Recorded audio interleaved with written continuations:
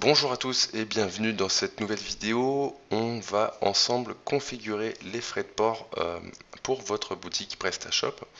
Alors on se retrouve encore une fois sur le back-office. Ce qu'il va falloir faire, c'est tout d'abord créer une nouvelle zone. Donc tout simplement vous cliquez sur zone et ici on crée une nouvelle zone. Le nom de cette nouvelle zone, ça va être la France et on enregistre. On va partir du principe, moi personnellement, les expéditions, elles sont essentiellement tournées vers la France et de façon un peu plus anecdotique vers l'Europe, mais on va se cantonner uniquement voilà, pour ces sur ces deux zones. Donc là, on a nos deux zones. Ensuite, ce qu'on va faire, c'est qu'on va cliquer dans Pays et on va aller choper la France et au lieu de l'attribuer à la zone Europe, on va cliquer sur Modifier, on va l'attribuer à la zone France qu'on a créée juste avant. Et on clique sur Enregistrer. Une fois que c'est fait, on enlève la France, ou on réinitialise plutôt. Et tous les pays qui m'intéressent comme étant voilà, des pays où des clients potentiels peuvent passer commande, je vais les activer. On va juste, dans un premier temps, ceux qui allaient sur l'Europe, histoire que ce soit plus pratique. Et moi, je veux activer par exemple la Belgique, l'Allemagne, l'Italie, le Luxembourg, pourquoi pas le Portugal, l'Espagne et l'Angleterre, why not. On va faire une commande groupée, on vient ici, et on va activer la sélection. Du coup, tous les pays voilà, que j'ai sélectionnés sont devenus actifs, et ils sont bien dans la zone Europe. Si voilà, la France n'est plus considérée comme étant faisant partie de l'Europe, puisqu'on l'a attribué tout simplement à la zone France. Pourquoi on a fait ça?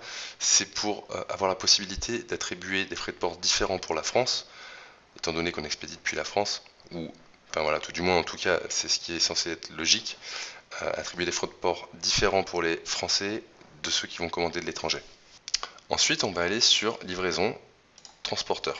On va prendre, alors celui-ci, on va le désactiver, mon salaire en cible, hop, on le supprime, et on va aller modifier celui-ci.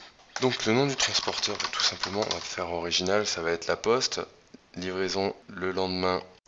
Alors ici, on va tout simplement mettre livraison sous 48 à 72 heures. Vous verrez par la suite comment on peut faire en sorte quand même d'avoir des délais de livraison plus importants, notamment si vous passez par des fournisseurs asiatiques. Ça se gère directement sur les fiches produits, mais ici on va laisser ça comme ça. Au niveau du logo, j'ai été chercher le logo de la poste là sur le site de Wikipédia. Vous l'enregistrez. Voilà, logo laposte.png. On enregistre et on va tout de suite l'importer.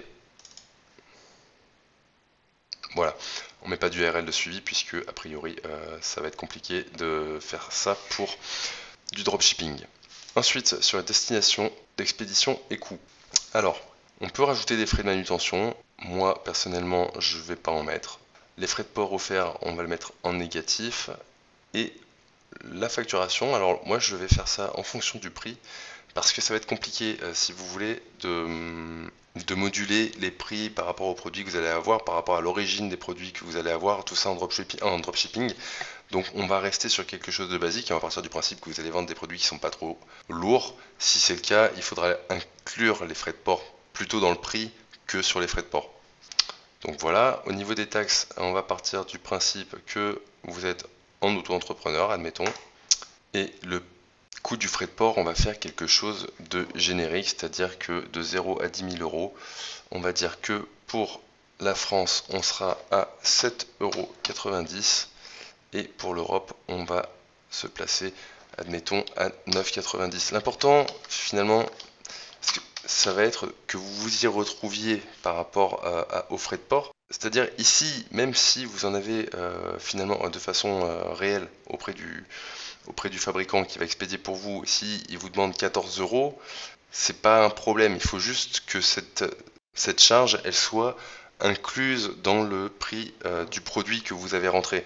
Après, le client payera de façon générique 9 € ou 7,9 €. Bien souvent, ça permet aussi de marger un petit peu plus, puisque je vous le rappelle, par exemple, si vous faites du dropshipping avec AliExpress, les frais de port sont gratuits. Bon, et bien vous, derrière, vous avez rajouté 7,9 € aux frais de port, et du coup, ça permet de gonfler un petit peu le tarif sans augmenter de façon énorme le prix du produit, par exemple. Ok, donc ça, c'est terminé. On passe aux tailles, poids et groupes associés. Là-dessus, eh bien, pour le coup, on n'a rien à modifier.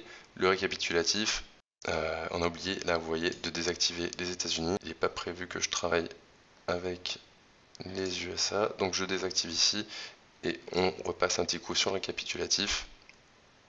Ok, on est bon. Tac. Voilà pour la configuration des frais de port. Alors vous les avez vus, c'est relativement simple. Il ne faut pas essayer de faire du cas par cas. Je vous conseille vraiment de mettre des frais de port génériques sur lesquels, bon ben voilà, vous allez pouvoir bien souvent finalement gagner de l'argent, ne serait-ce qu'en facturant ces frais de port, puisque bien encore une fois voilà, pour AliExpress les frais de port sont gratuits. De façon générale, il faut voir les frais de port comme un bonus, voilà, quand vous faites du dropshipping. Personnellement, de mon côté, j'ai une boutique, voilà, où je vends des meubles en dropshipping. Ça ne me viendrait pas à l'idée de fixer des tarifs pour les frais de port en fonction de tel ou tel produit. C'est très long, ça dépend de la source, etc. Donc c'est difficilement gérable, très difficilement générable. Donc j'ai tout mis en gratuit, comme ça je ne m'ennuie pas.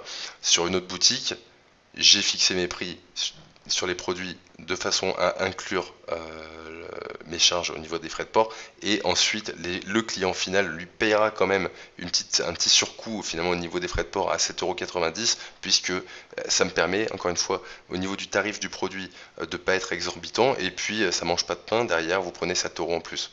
Alors il y a un truc qu'il faut bien intégrer au niveau des frais de port, c'est que au moment où la personne prend connaissance des frais de port, elle est déjà dans une dynamique où ça veut dire qu'elle a choisi son produit. Elle a envie de l'acheter.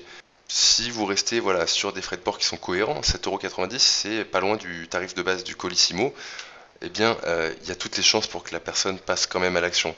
C'est pas quelque chose qui va être bloquant. Effectivement, si vous mettez des frais de port gratuits, ça va peut-être avoir tendance à augmenter votre taux de conversion, mais finalement, 7 € quand on vend des petits produits, c'est quand même une marge qui est non négligeable et qui fait toujours plaisir. Ça permet d'être beaucoup plus rentable quand vous allez vendre vos produits.